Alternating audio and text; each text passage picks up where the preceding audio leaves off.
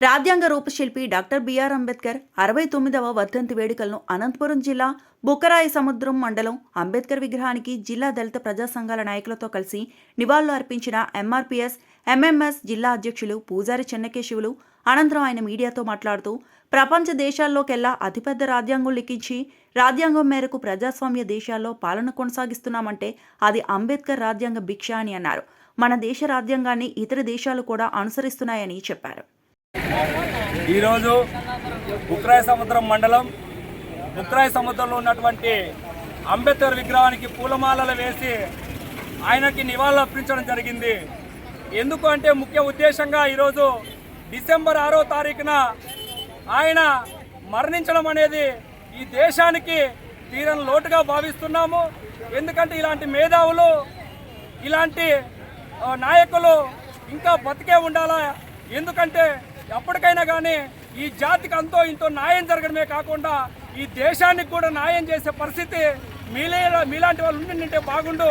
కానీ ఎందుకో మీలాంటి గొప్ప నాయకులకి అంత బిరిన మరణం వచ్చిందో మాకైతే తెలియదు. కానీ మీ మరణంతో నుంచి అయినా కానీ మమ్మల్ని అందరినీ ఏకతాటి చేసి ఈరోజు మా అందరికి కూడా హక్కులను కల్పించి మేమందరం కూడా రోడ్డుపైన స్వేచ్ఛగా తిరుగుతున్నామంటే నీవు రాసిన రాజ్యాంగం వల్లనే ఈరోజు మేమందరం కూడా హక్కుల కోసం కానీ నీ యొక్క చేసినటువంటి త్యాగాల గురించి అయినా కానీ ఈరోజు మేమందరం కూడా వివరించే పరిస్థితి అయ్యింది.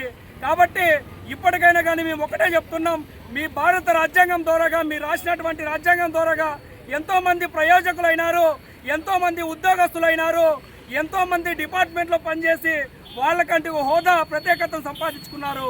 కానీ ఇప్పుడు మాత్రము కొంత బాధ కలిగించే విషయాలు ఏంటి అంటే ఈరోజు కొంతమంది అంబేద్కర్ చరిత్ర తెలుసుకోలేకపోవడం అనేది ఇంతవరకు కూడా స్వతంత్రం వచ్చి 75-76 సంవత్సరాలు అవుతున్నా కూడా అంబేద్కర్ రాసినటువంటి రాజ్యాంగం గురించి ఆయన చేసిన పోరాటాల గురించి తెలుసుకోకపోవడం అనేది చాలా బాధాకరం అని ఈరోజు తెలియజేస్తున్నాము.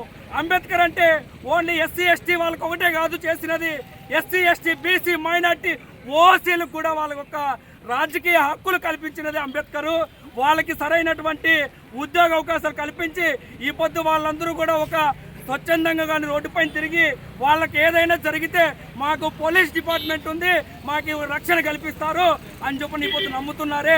ఆ రాజ్యాంగాన్ని ఆ డిపార్ట్మెంట్ సృష్టించి ఈ రాజ్యాంగానికి ఈ పరిధిలో ఉంటుంది, మీకు ఏది అన్యాయం జరిగినా కానీ మీ అందరికీ ఒక డిపార్ట్మెంట్ మీకు రక్షణ ఇచ్చి మేమందరం కూడా కాపాడుతుందని చెప్పనని ఆ రాజు మహానుభావుడు డాక్టర్ బిఆర్ అంబేద్కర్ గారు కలలు కానీ ఈ దేశానికి ప్రపంచంలో ఎక్కడా లేనటువంటి స్వతంత్ర రాజ్యాన్ని ఈ భారతదేశానికి రాజ్యాంగాన్ని అందించాడు.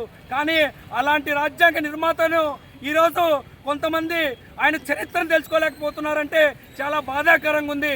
ఇప్పటికైనా కానీ స్వతంత్రం వచ్చినప్పటి నుంచి స్వతంత్ర భారతదేశంలో ఇప్పటికైనా కానీ ప్రజలందరూ కూడా ఆయన యొక్క చేసినటువంటి త్యాగాలను, ఆయన చేసిన స్ఫూర్తిని ఇవన్నీ కూడా ఒకసారి తెలుసుకుంటే బాగుంటుందనని ఈరోజు అందరికి కూడా తెలియజేస్తున్నాము.